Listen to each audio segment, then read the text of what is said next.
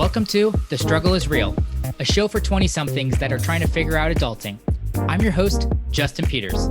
Each episode, we focus on solving a problem that we will face throughout this defining decade that wasn't covered in the classroom. This could include topics about our career, health, relationships, and money.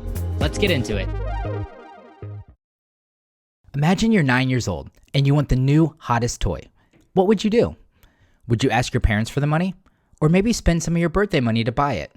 My guess is very few of our 9-year-old selves would have created a business to raise the funds. I also wouldn't have thought to convince my parents to change me to homeschooling so I could have more time to focus on my business, but today's guest did just that. Joining me on the show is 15-year-old entrepreneur Benjamin Wong. Benjamin is the founder of KidCEO Media, a youth-run communications company dedicated to uplifting the growing community of young entrepreneurs. His seminal projects include the KidCEO podcast and a virtual summit he hosted for kid entrepreneurs to meet and learn from their peers. Once again, doing all of this while battling the pressures of being a teenager. I hope you walk away from this conversation with the energy to fight back from the conformity that is squashing your most thrilling dreams. We'll also discuss how to build your own community, the importance of staying open-minded, and what Web 3.0 can do for creators. I hope you enjoy my conversation with the extraordinary and anything but typical Benjamin Wong. Been super excited to have you on. You are so different than the demographic that I've had on previously. You, at 9, started this entrepreneurial journey, and you had this business. Your initial business was started out of this impetus for this desire for a Star Wars Funko Pop, which is so hilarious. But instead of what I thought any 9-year-old would do, which is go ask your parents for money, you instead did what? So this was 2015, the year of Star Wars, and the new Force Awakens came out. So naturally, as any young boy or girl at the time, I watched the movie and I was like, oh, this is so cool. So I watched all the other movies, but another aspect of my life that I should talk about is I've always really loved collecting things. I did a little bit of stamp collecting, coin collecting. For my birthday sometimes I'd ask my grandparents and aunts and uncles for these collectibles. So when Star Wars came around, it was, I really loved Star Wars. I also loved collectibles, and these bobbleheads looked pretty cool. And there were some that were exclusives that you could only get at certain conventions, and there were these mystery boxes for them. I loved it, and I still do. And I could have asked my parents, but it didn't really feel necessary. I don't know exactly where I got that, sense of frugality from. I didn't, even at 9, didn't really think a Funko Pop was too necessary of a purchase, but I still wanted it. So I went outside, had some avocado trees, picked some avocados, got a few giant bins from the garage, also got a little ladder, me and 2 of my friends. We basically spent an hour or 2 hours climbing the tree on the ladder. We'd pick avocados, throw them down, and that was that. And then we hired my little sister and her friend, who also happened to be here, and we hired them to do some marketing for us. So they got some cardboard that was next to the trash can and would write avocados here, $1 each, or avocados healthy, or things like that. And we take them out to the street corner. It was a big street, and there was always a baseball game next to our house. So there'd be a ton of cars coming up. We'd wave down people, avocados $1 each. They're healthy. They're huge. And then what was funny was on Monday when I got back to school, a lot of my friends played baseball at the games. So they'd say oh, Ben, I saw you on the street. What were you selling? And I'd explain to them, I was selling avocados. That was the start, really. And it was just a spontaneous thing. I hadn't thought about avocados my entire life. I just wanted something. So I went outside and I got it.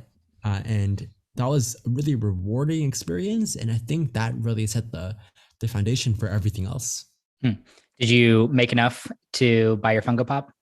Yep. And actually, fun story, we're moving now. And so I'm trying to liquidate some of those Funko Pops. And honestly, they're not huge investments. You could have put the money in the stock market into better, but I've been selling them lately, and it's actually pretty good choices I picked a few years ago. Yeah, that's super cool. So in that, I'm assuming, were your parents around whenever you decided to go back out back and pick avocados? Were they curious of what you were doing? Did they guide you in any way? Did they say, Ben, what are you doing? Leave those avocados for us. Yeah, I mean, we had so many avocados at that place that it was like, yeah, go ahead, take them. I don't think they were surprised, nor do I think they expected um, me or us to do it again and or make the money back. My dad might have been like gardening, or he might have just gotten home. Both of those are pictures in my mind, but I don't think they expected, nor were they surprised that we did it once and then we did it again. And they were always super supportive. Definitely, they'd drive us out to the corner. My dad would always see if he can help, like give us a new ladder, or he'd always tell us to be safe and stuff. So they were always super supportive. Did you grow up in an entrepreneurial family? Oh yeah, for sure. So I came to the US from Canada at age 1. My parents were both working at our family business. My uncle was a CEO. It was a food business, and it moved from Canada down to Los Angeles at my age 1. And so from there, they were there for years. They left in around 2017, 2018 to my mom. She wanted to spend a lot more time with us. She realized that being a mom was something she really, really enjoyed, and she could kind of complement that with the business. So my parents started a snack business, which they still run today. So that was definitely very much in my blood. 2017, 2018, when I was even younger, 11, 12, 13, going to these Expo Wests or going to these events and selling people my parents' products. And that definitely helped. And I think it's also a huge reason why I still do what I'm doing today. And I really think that there are a lot more kids who have these entrepreneurial tendencies. They just don't have the amount of support that I'm super fortunate to have. Was there any question about you being an entrepreneur? Was it always expected, or did this 9-year-old avocado business start that journey? I don't think it was ever expected for me, to be an entrepreneur or a businessman.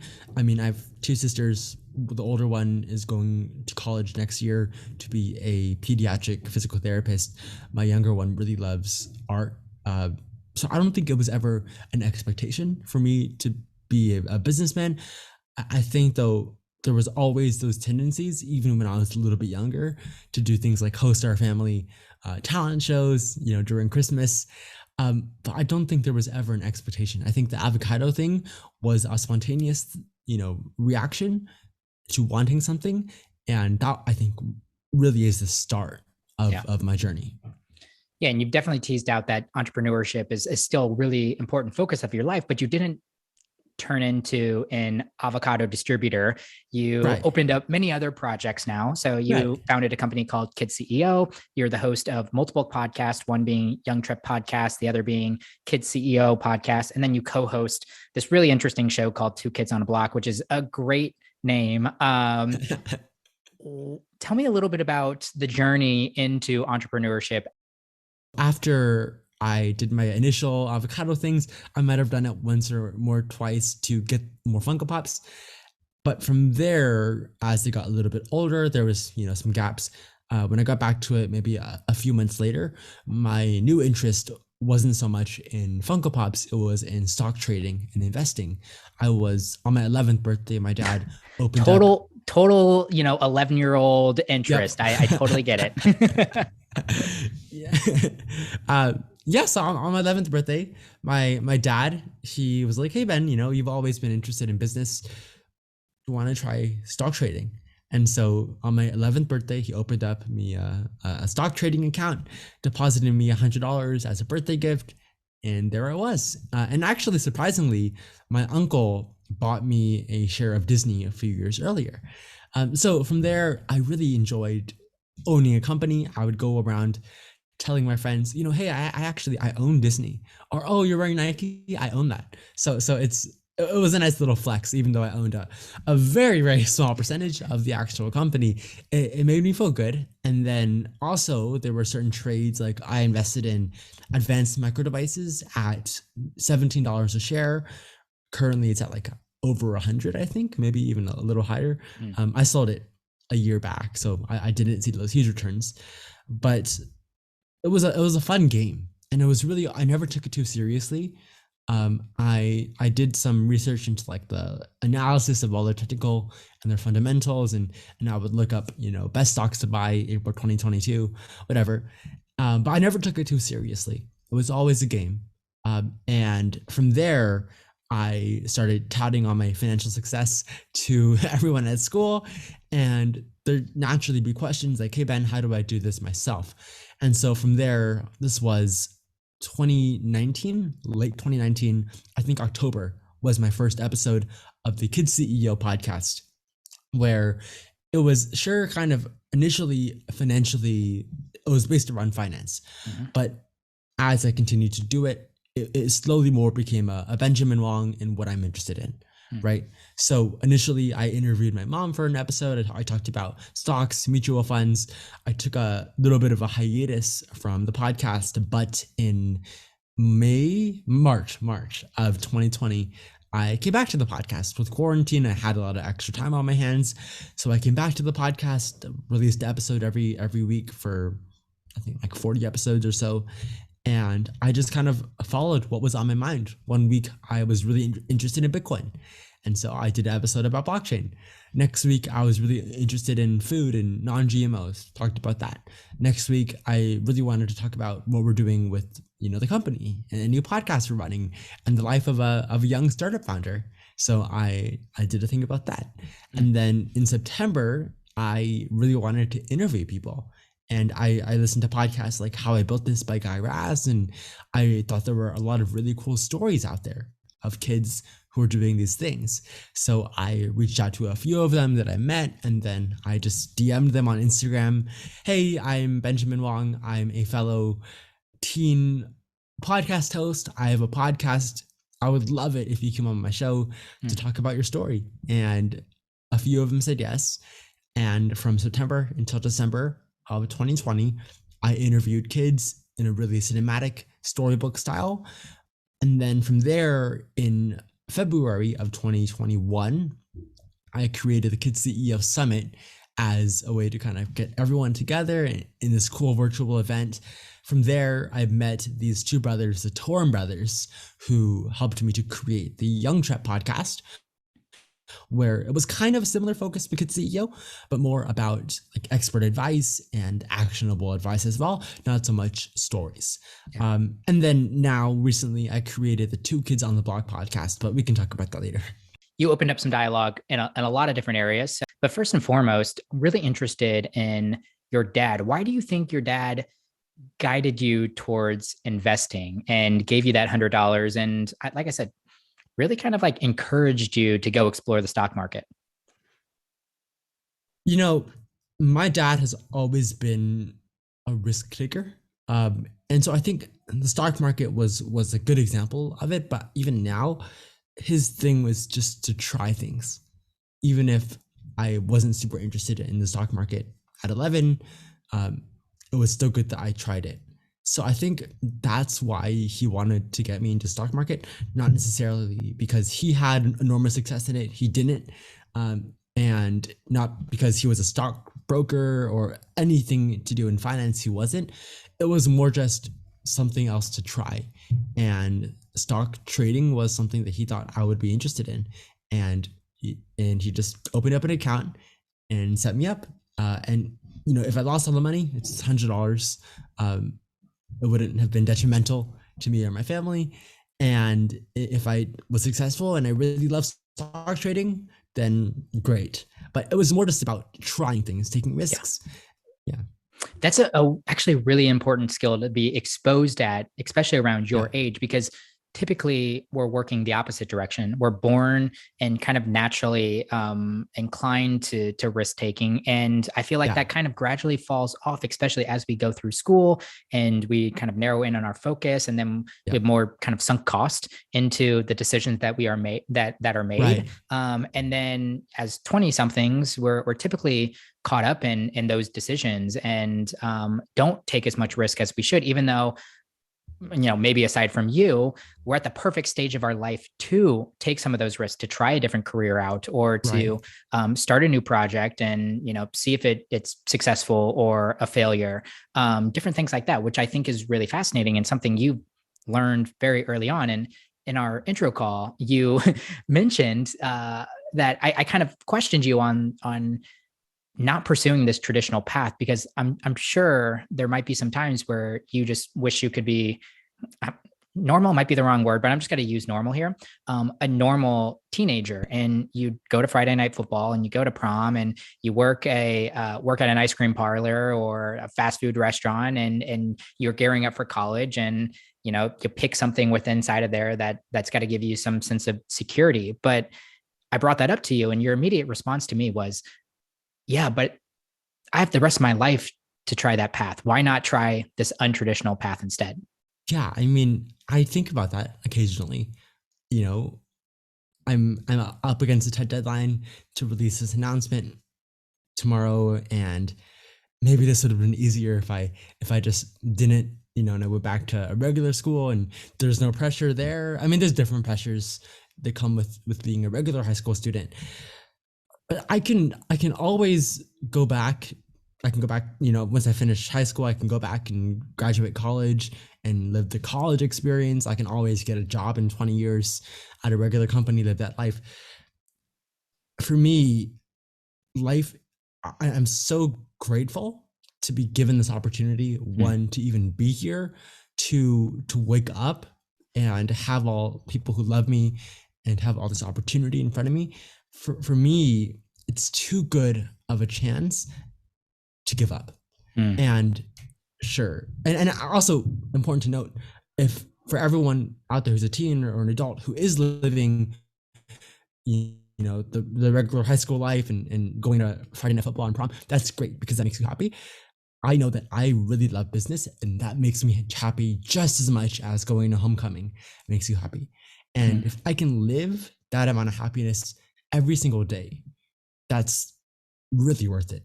At such a malleable age where most teenagers are following the crowd, you're instead staying true to yourself. And you posted a quote not too long ago on your Instagram that was, keep being you. It's the shortest path to get to where you want to be.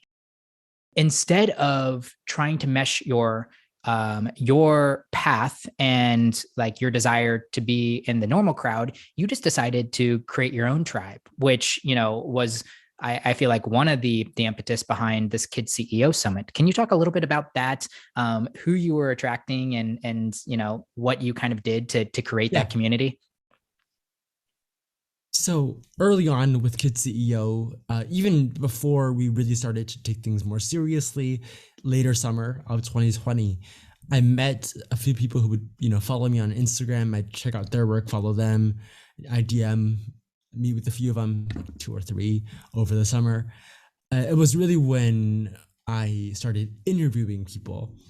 That's when the community really started to grow, because you know how these type of things work. You interview someone, they share, you get more followers, you give them more followers, and those followers are likely to be people who are interested in your stuff, and that 1% at a time, you slowly start to build up this community. I think that honestly, the podcast was I would consider the Kids CEO podcast wildly successful, even though we don't have a huge number of listeners or following. But the biggest success that it gave me was these connections to everyone. Some of my closest business partners. I had brunch with someone I interviewed last year who I initially just said, "Hey, I'm Ben. I would love to interview you on the podcast." And she had, a huge amount of followers. I didn't think she would respond. I had lunch with her last week. And that's why I consider Kid CEO, looking back on it, a huge success. Because while we didn't achieve normal, success in getting listeners or followers or a huge amount of traction that way, the people I met throughout my time, doing the show was invaluable. And that's really how I created this community, was interviewing people on the podcast. Even if, it didn't make an amazing episode, at least I could meet them and try to extract some value. following people. I DM'd people on Instagram. I still do if I really love what they're doing. And I say, hey, I love what you're doing. Or leave comments to other kid entrepreneurs. And that's really how the whole Kid CEO community came about. So interesting. So tell me a little bit about the virtual event. What happened? I believe you mentioned there was like 40 to 50 people there, which is a huge success for your first launch of a summit. Tell me a little bit about that day. So basically, there was this platform that we bought a lifetime access to. My mom did, and she wasn't using it, so she gave it to me. And this was a while more back in like December. No, I think it was even earlier, November. And I was like, wait, I can create a summit. Again, I was really inspired by how I built this and their summit.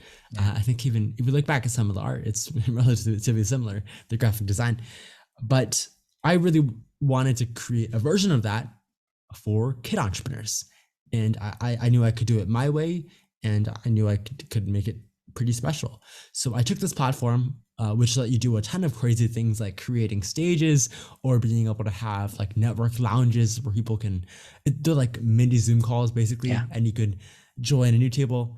It was awesome. And that day I had a computer open. I had all my sisters monitoring different workshop rooms. So my sister and her boyfriend were in her room, and my sister was like helping one of the workshop hosts manage her thing. And then I had another sister spam the comments with emojis, and I had my mom recording all of us, and it was like little HQ, Kid CEO HQ, everyone manning the summit. And so it went off without a hitch, 2 days, I think, of interviews with some really cool people, and people were able to come on stage and ask questions and really engage. They're still friends today. Two of them, one of my speakers and one of the audience members, one of them's in Delaware, one of them's in India, and they still interact till today. Wow. And that was just really special for me, and being able to go to different lounge rooms and seeing people make new friends. And that's really how the day went. There was a formal schedule of how things were supposed to go, but really it was just focusing on those main goals, connecting people, extracting value, and everything else just came with it. Yeah. You've learned really early on the value of connections and meeting people and being invested in other people. That is something similar to investing that's got to compound on itself at maybe a slow rate to start with, but very exponentially as you get older. Two people that you mentioned that you met, Adam and Matthew Torin, which led you to the opportunity to host the Young Trip podcast. Amazing. So it's really cool to see you like already getting some of the dividends from investing in relationships. Is there somebody else that you met, somebody that comes to mind like that without creating some of this action or some of the serendipity for yourself, like hosting your own summit, you might not have gotten another opportunity to have that. Like most teenagers know other teenagers, and me looking back whenever I was 15, I knew my friends and then maybe my friends' parents, and that was about it. You've met a crazy amount of people. We actually connected through Mark Hirschberg, which is a former guest. You interviewed him on your show. Well, master networker, right. Which has led us to know each other. I was not making these kind of connections at your age. Yeah, I mean, I think that's the beauty of the digital age and everything that's happened with internet, social media. No way 20 years ago would I, at 15 or even at age 25, been able to meet so many people for free, with the push of a button. Yeah, basically. I think it's really just a game of using up these opportunities. And I always say there's a huge amount of opportunity. Even maybe there's a ton now, there'll be even more in the future. Like for every kid out there who's ever wanted to, or even every adult or 20 something, 30 something, 40 something, 50 something, who's wanted to do something, whether that's start up a jam company or launch a blog about sailboats, they have an enormous amount of opportunity with this digital age and everything that's happening with NFTs and cryptocurrency, social media. There's an enormous amount of opportunity here to network, yes, but to do really anything. And so I think that's the beauty. And that's again back to what I talked about earlier with the amount of opportunity in front of me that I really can't miss. There's an enormous amount of opportunity here for me to do whatever I want to do on the internet, and it's more possible than ever, and I can't miss the opportunity. Yeah.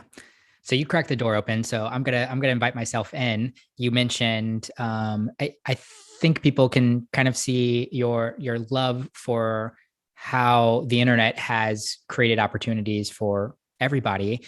You mentioned NFTs and crypto as well. Tell me a little bit about Two Kids on the Block, and really like where your like developing interest is going in the future of cryptocurrency and that world. Yeah, so I I should start off by saying I think I've always been a very curious kid. Um, my parents, my relatives, I would ask them so many questions about everything and anything. That definitely played a role in being a host on a podcast where I interviewed people. But when the whole idea of NFTs and cryptocurrency came around, initially I was skeptical, but then I took a different viewpoint, a more curious viewpoint. Mm. And it was like, oh, this is kind of cool. I can, this is a piece of art. I actually kind of like that. And I can own that, and then from there, taking it to a different depth of, oh, wait, while this works on art, this also works on plane tickets. Wait, I can actually, next time I do a summit, I can make the ticket an NFT. That would be so cool, you know? And then from there to a completely different depth was whenever I met someone, automatically something popped into my mind of how they could utilize NFTs. And I would like to think that these are pretty cool ideas about how they could integrate NFTs. So that was what piqued my interest in NFTs and cryptocurrency, was doing the research and then transitioning to different levels of thought about how they could be used. So in, I think, October or maybe even November, I interviewed a guy named Kamea LaFontaine. He's 12 years old. He started doing Bitcoin when he was 8 years old. I think what was actually the background to this was I wanted to do a project about cryptocurrency. I was in a supermarket in New York City in late September with my mom on a business trip. She was doing a product demo and I was in the aisle board and I was searching up names for this idea and I typed in crypto kid and this guy popped up. So it was like, oh, this is kind of interesting. And I reached out to him, hey, do you wanna book a interview for my podcast? And he said, sure. And then that was, a 20-minute thing. Afterwards, he interviewed me for his podcast. And then that was that. A few weeks later, I was thinking about it. And over time, I got even more and more and more interested in this whole space. And it was like, I'm already in the podcasting space. I think it would be awesome to create a podcast and hopefully an ecosystem of NFTs and kids and cryptocurrency and kids. And who better than this guy who's 12, who knows more about Bitcoin than a lot of people, who's been doing this for 4 years. He's impressive. Yeah, I mean, there's a video of him at 8 years old. I don't know what I was doing at 8 years old, but he was talking about Bitcoin and like crazy, probably a better speaker of Bitcoin at 8 years old than I am now. But who better to create a podcast with about this space than him? So I emailed him. We booked a 5-minute meeting on Zoom. I was like, hey, Kamea, I think it would be really cool to create a podcast out of this. And so this was November, I think, maybe even a little bit earlier. We created the Two Kids on the Block podcast. Originally, it was called Crypto Talks, but we eventually changed it to Two Kids on the Block, and just a weekly podcast talking about NFTs and cryptocurrency. What's really interesting is that our discussions are a really good reflection on the state of the industry. When we first started talking, there was a lot of news, but nowhere. It pales in comparison to the amount of news and traction there is now. Even when we first started back then, or I'm not going to say back then because it was like 2-3 months ago, but even when we started, the short time that we've started, there's been a huge amount of growth. and change, and that's really reflected in our weekly discussions. So that's what I do now. We do that every week. We release on Fridays, and we just talk about, and we try to simplify and explain a lot of things. A big thing is that this whole space is complicated, so we really try to simplify these complicated things like blockchain, Bitcoin, explaining things in a really simple manner. And we do this every week, and we talk about news. We have kids on for Q&As. We interview people, just trying to get young people involved in this new emerging space.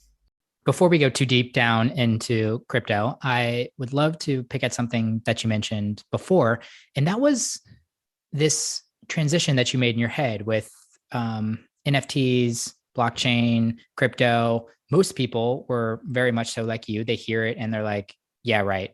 And they tout it off. And you were talking about this transition that you've had when you develop curiosity, or you lean into curiosity whenever something pops up on your radar. You're like, that's interesting. And I can see that's probably a direct reflection of your parents, and like, something like we were mentioning or talking about earlier with your dad, just being like, hey, here's $100, go explore the stock market. It doesn't matter if you win it or if you, what you do with it. The value comes from what you gain through the experience of learning. So interesting. So I can see how you got to, oh yeah, right, crypto's nothing, to, okay, I want to go and explore it. But how do you get from, okay, I know nothing about crypto, to I now run a podcast about crypto?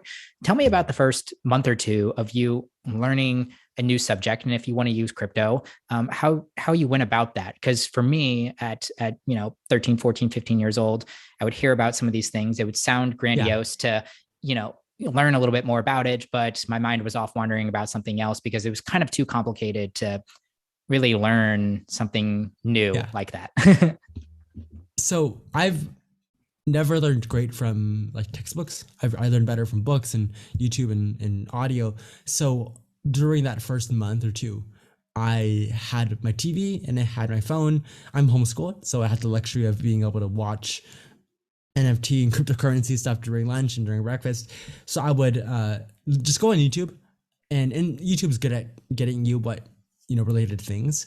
So I initially found a guy named Gary Vee. I knew him a little bit earlier, but he talked a lot about NFTs and cryptocurrency, and he had a ton of content about that. Hour-long, 2-hour-long interviews that he posted. So I literally, for a lot of my breakfasts and my lunches, I would just play stuff, and sometimes it can get boring, a 2-hour-long conversation, but I just left it on and kept absorbing information. I can picture myself on my bed, it's dark, doing laundry and watching another interview he did with someone, or listening to this podcast, or watching people who are learning about how to flip NFTs. I have an opinion about that, but just exploring everything with the open mind. And to be honest, during those times, it honestly kind of felt unproductive. It was like, why am I watching so much YouTube, even though my entire history was technically educational stuff, learning about these type of things. So it was really just coming in with an open mind and being very curious, and then making use of YouTube, Twitter, blogs, podcasts, which are free, readily available now, and then pairing that with curiosity and having an open mind. Really, really great response. So talking about Web 3.0, first let's back up.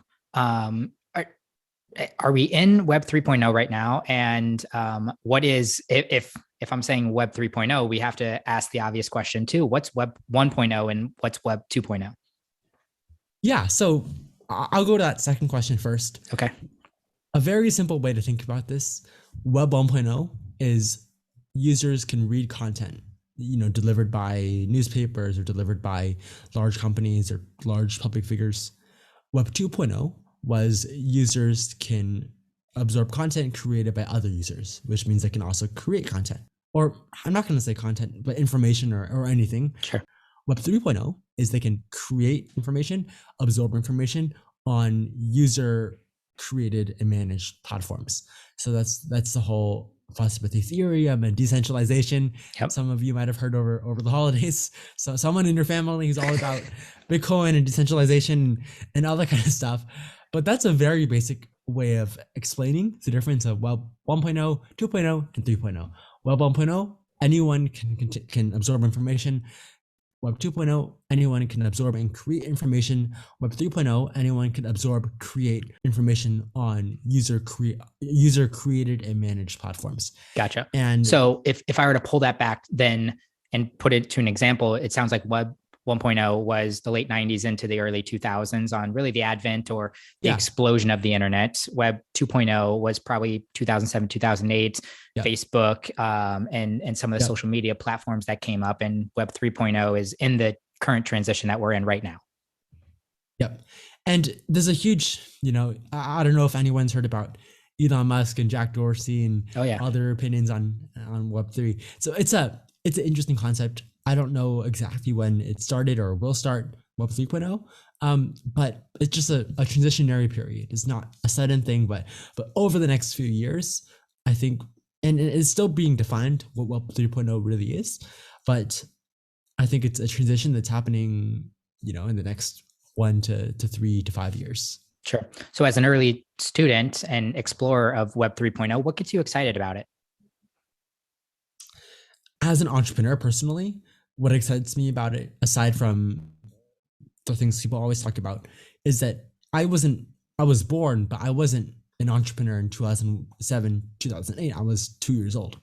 So and of course, there's always opportunity, even in the teens, but it feels like I'm in a really good place where I've, built up a small community. I'm curious. I have access to resources. I have time to research this. I'm homeschooled. This is a really cool opportunity for me, just as there were Mark Zuckerberg's of 2007, 2008, Gary Vee's of 2007, 2008, Bill Gates, Jeff Bezos's of 2000, 2001, Oprah Winfrey's.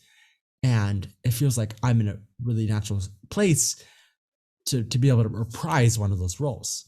And I don't pressure myself to be, because I've also believe in patience, but it feels like a natural place that I'm in a good place to explore and really take action in a brand new emerging industry. And I'm still really early in it. And so that's what personally excites me about this space, is it's still a Wild West where I can really carve my personality into it. But aside from the personal, what I'm excited about in the grand scheme of things is that it really allows an entirely different type of people to be successful and utilize the internet. And that's artists and creatives, because while the social media made it easy for them to promote their art or maybe become successful or maybe become famous for their art, it was so difficult for the majority of people to sell their art, which is, the end goal, of course. So that's what excites me from an objective point of view, is that it allows an entirely, and this is only the beginning, photographers, video game designers, it allows an entirely different type of people who haven't been able to benefit from the social media space. It allows them to really, really, really maximize their opportunity here. It's something that I spend a little bit of time exploring. My brother, which shout out to him, I'm sure he's listening right now, is really excited about this space. I think people are starting to understand crypto, but I'm not sure if a lot of people have their heads wrapped around the application for NFTs. So you mentioned as an entrepreneur, this has got to open up some things, and digital art is one. But there's some other kind of fascinating things that people are doing with NFTs. What's like an example of something that a business has done around NFTs? This is still an emerging thing, because it's not easy to transition, your existing practices into NFTs. But I think what's coming up in the next huge artists or huge companies is, for example, NFTs as concert tickets. I was really hoping that Olivia Rodrigo would have done NFTs as concert tickets for her thing. Maybe it'll be the next person, but concert tickets, tickets as NFTs.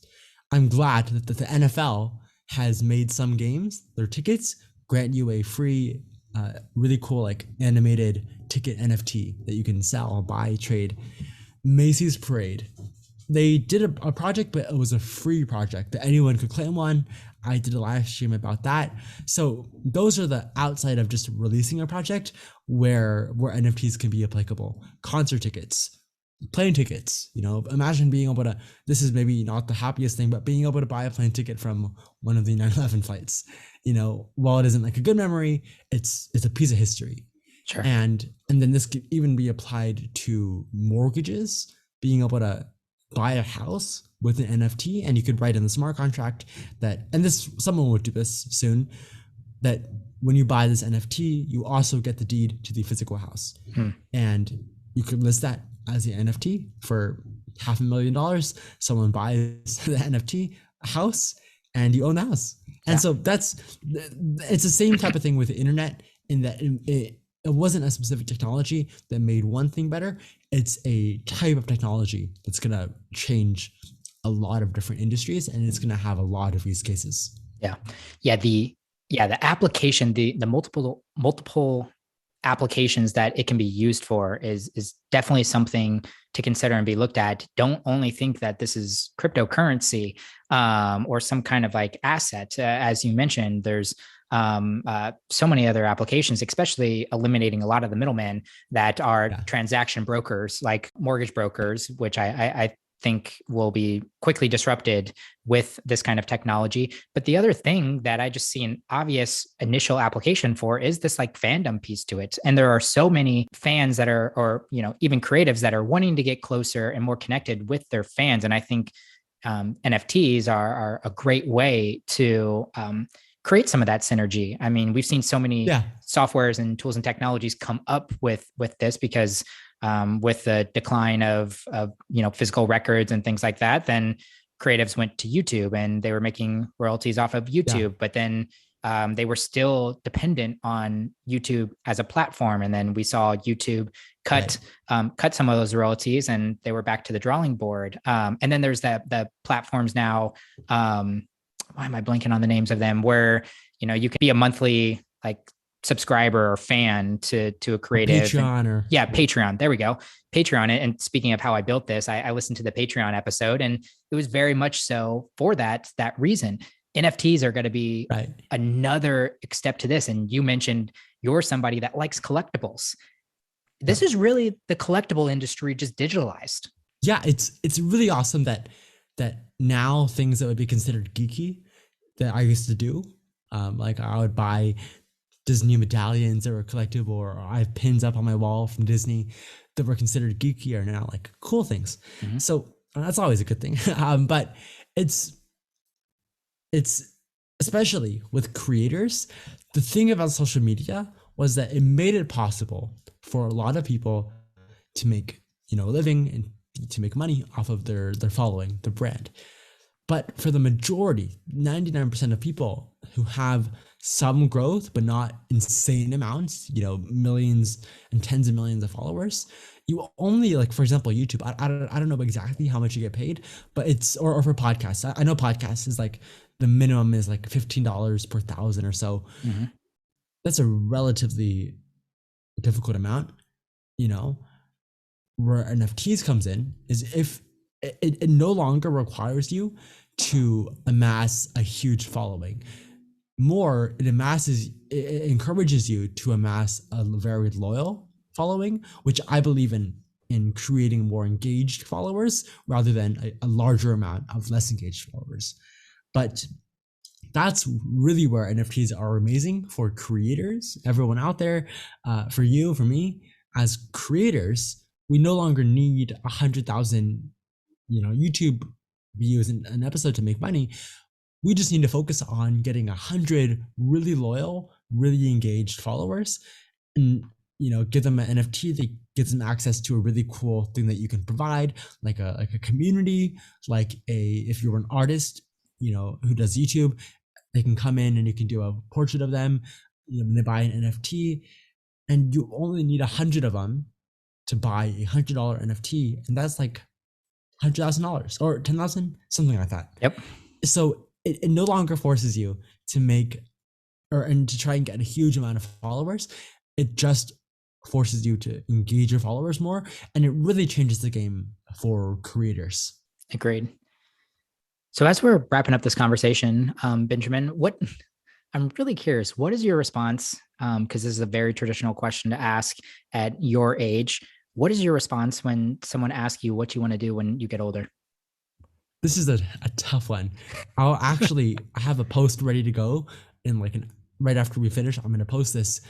Um, the caption literally talks about this, and the quote is about the future and not knowing the future, and that's one of the best parts. To be very honest, I think there are a million different. I could imagine myself in a million different scenarios in 5 to 10 years.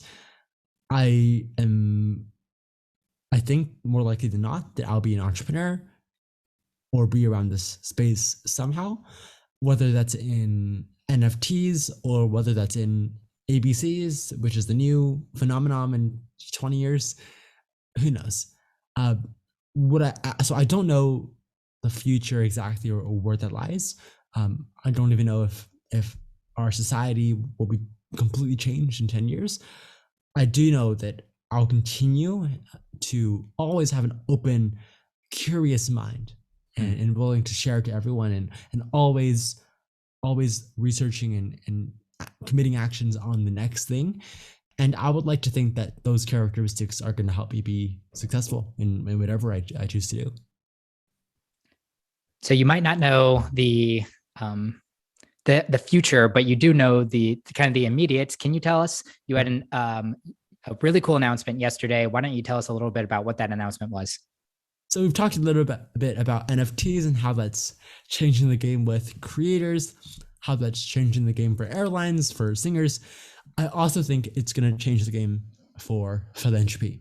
And so throughout the Kid CEO podcast, I interviewed a lot of young philanthropists, and I really want to set a blueprint for how other philanthropists, not just kids, adults, organizations, can find a way to make the whole nonprofit donating money a lot less one-sided. So as someone who donates money, you might donate $20 to ABC nonprofit. And while that does create good, it makes you happy, it's a one-time thing, right? Unless you donate a huge amount of money and then they name a building after you. But that's mainly how it goes. If you're donating $10, they send you a nice thank you. If you donate a little more, they maybe send you a note. My whole thesis with this is that philanthropy can be made a lot more fun.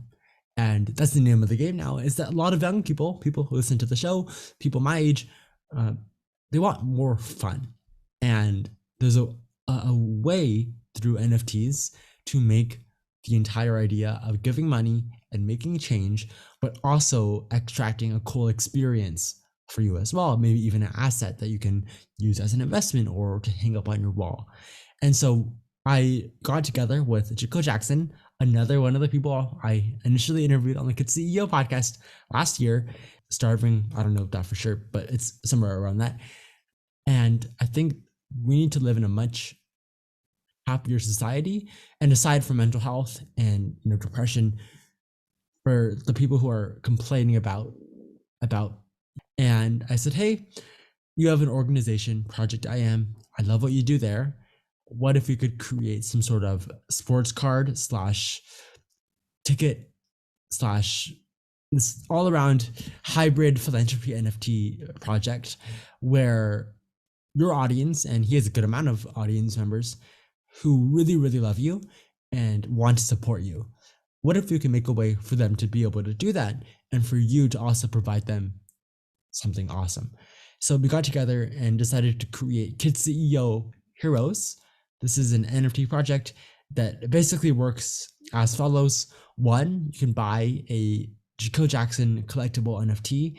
And I know that the majority of the audience isn't Jaco's audience. So basically you buy an NFT, you get access to a few experiences like a virtual movie night where we'll send you, like a gift box of a bunch of goodies from Chicago where he lives and a ton of other things. But you also get a really cool collectible, and 50% of the proceeds go to continue to support Jaco's work in this space. So I'm not going to get too much in detail because, like I said, the audience for the project is Jakil's audience, more or less. But that was really the thinking behind it. If I think there's some value for your audience there, was philanthropy, making it more fun, and making it more fun by making it not as one-sided and being able to provide value for both sides. Super exciting, man. I am stoked to see what you do in both the near term and the long term future. We mentioned a lot of the projects, your podcast. So Kid CEO probably being your seminal podcast, but also having some other podcast out there, Two Kids on the Block. Another great one if you're interested in this later half of the conversation that we've been having. I think both of you do a great job of breaking down some of the basics and really kind of giving us a glimpse into the industry. Thank you. If you're just kind of looking for all the projects, I know you got a website out there, benjaminwong.co. You can go and link out to a lot of your social media, and you're pretty active on Instagram as well. And that's official Benjamin Wong. Benjamin, my last question for you. If you had the opportunity to teach a 16-week class to a group of graduating college seniors on a topic that isn't normally covered in the classroom, what would you teach and how would you teach it? I thought about this question all day. I would say, and I don't know if I'm 100% qualified to teach this, maybe the Dalai Lama is better, happiness. Happiness. If I could teach one thing to college students, again, I don't know if I'm super qualified. I think, there are people more qualified, but happiness. Because I think so many people don't understand the reality of their situation, and of course there are things like mental health that are also factors, but for the majority of people, how grateful I am that we all are.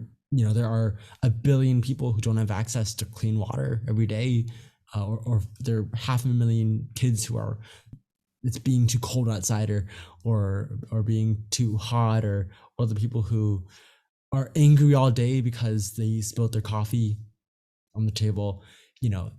These are all things that are relatively minuscule things in the grand scheme of things. And these are all, emotional ingredients, kind of. These are all emotional factors that are things that need to be worked on. But if I had to teach a class to a group of graduates, I would really love to teach a class about happiness. Very well said, man. And that would probably be an ongoing class forever. It is very hard to to lump everything that needs to be learned around that topic into a 16-week class.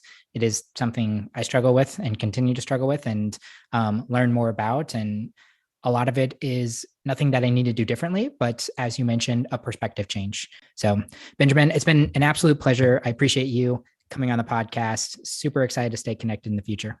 Thanks so much, Justin. I had an amazing time. Hey, everybody. Thanks for listening. If you like this conversation today, be sure to subscribe so you'll be notified about new episodes. If you want to connect with me, send me a message on Instagram. I'm at Justin Lee Peters. You can find show notes with links to everything we discussed today at justinpeters.co. This episode was produced by Gabby Dimeke. I'm your host, Justin Peters. Thanks for tuning in.